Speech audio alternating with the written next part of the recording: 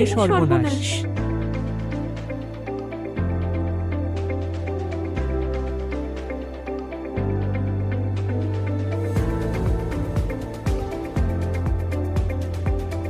এসো এসো, ভাত মাছ মিষ্টি সব রেডি, খাও।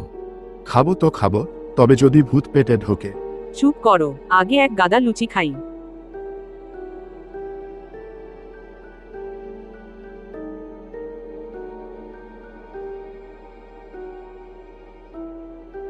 খেয়ে খুশি তো? আমার বাপের শ্রাদ্ধ আজ সফল। তবে কে আমার টক দই চুরি করেছে?